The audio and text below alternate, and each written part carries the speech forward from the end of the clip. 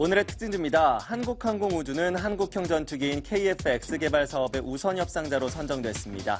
이 사업만 8조 7천억 원에 달하고요. 로키드 마틴과 미국 훈련기 교체 사업에도 도전한다라는 소식인데요. 성장 기반을 확보할 수 있을 것이란 기대감에 사흘째 강세입니다.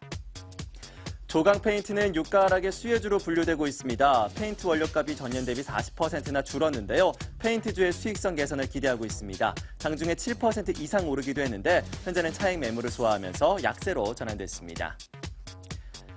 KTB투자증권은 사흘째 강세 보여주고 있습니다. 증시 상황이 나아지면서 증권업황에 대한 개선 기대감도 상당히 높은 상황인데요. 구조 개선이 예상되는 중소형 증권사들이 주목받고 있고요. KTB투자증권 오늘 52주 신고가도 경신을 했습니다. 자, 이렇게 세 개의 특징주들을 일단 분석해봤는데요. 이 가운데 투자 의견 좀 들어보도록 하겠습니다. 오늘은 IM투자증권 영업부의 정영훈 대리 모시고 이야기 나눠보도록 하죠. 안녕하십니까? 네, 안녕하세요. 네, 먼저 첫 번째 종목 한국항공우주 보도록 하겠습니다. 일단 우선협상 대상자로 선정이 되면서 실적에 대한 기대감이 상당히 높아졌습니다. 투자 의견 어떻게 보십니까? 네, 우선 최근 들어서면서부터 그 산업재 내 최고의 좀 경기 방어주다라는 그런 좀 분석이 좀 나오면서 증권사에서 목표 주가 한 7만 원을 좀 제시를 하면서 주가가 계속해서 좀 강세 흐름을 좀 보여주고 있는 상황인데요. 지금 시점에서는 계속해서 좀 매수 관점으로 좀 대응이 좀 유효한 시점이 아닌가 그렇게 좀 보고 있습니다. 다만 지금 최근에 주가가 좀 가파르게 좀 상승을 했기 때문에 어느 정도 좀 가격 조정 시에 좀 매수 관점으로 좀 대응이 좀 필요한 시점이 아닌가 그렇게 좀 보여주고 있고요. 무엇보다 그 올해 지금 신규 수주가 지금 사상 최고치를 지금 기록할 것으로 전망을 하고 있고, 여기에 더불어서 상반기에 그 대규모 그 신규 수주 가능성이 상당히 좀 높은 시점이다라고 좀 볼 수가 있겠습니다. 제 1분기 같은 경우에도 영업이익이 한 465억 정도를 기록할 것으로 그렇게 좀 전망을 하면서 지금 시장 컨센서스를 훌쩍 뛰어넘는 그러한 좀 실적을 시현할 것으로 그렇게 좀 보여주고 있습니다.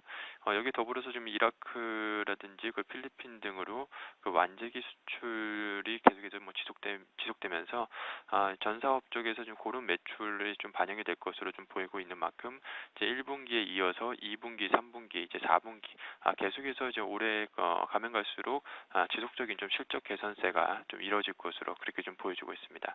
지금 수주 잔고도 약 한 12조 원 정도 수준에 지금 달하고 있기 때문에 지금 2분기 이후부터도 지속적인 좀 실적 개선이 좀 이뤄질 것으로 그렇게 좀 보여주고 있고요. 중장기적 관점에서 봤을 때도 이제 완제기 수출이라든지 뭐 기체 부품 그리고 MRO 사업 확장성 확대 등을 봤을 때 중장기적인 이제 성장 모멘텀도 여전히 좀 긍정적인 시점이 아닌가 그렇게 좀 생각을 하고 있습니다.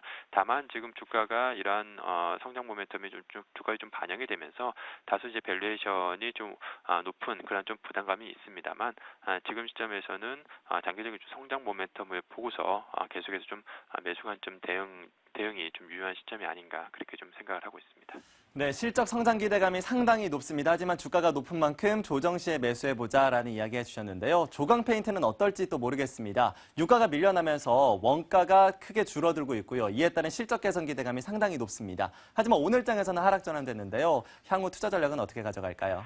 네, 우선 뭐 최근에 그 페인트주들이 그 주가가 계속해서 뭐 강세 흐름을 좀 보이고 있습니다. 지금 유가 하락에 따른 좀 수익성 개선이 전망이 되면서 페인트주들이 좀 주가가 강세 흐름을 좀 보여주고 있는데요.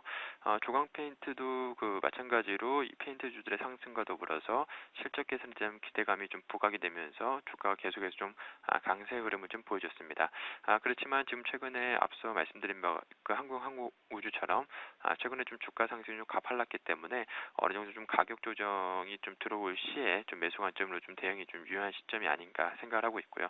지금 시점에서는 이제 추가적으로 큰 폭의 상승에 대한 좀 기대감은 좀 어렵기 때문에 현재 시점에서 뭐 공격적인 매수는 좀 자제해야 되지 않을까 그렇게 좀 생각을 하고 있습니다. 지금 무엇보다 지금 조강 페인트 같은 경우에 이제 국내 그 5위의 그 페인트 업체라고 좀 볼 수가 있겠는데요.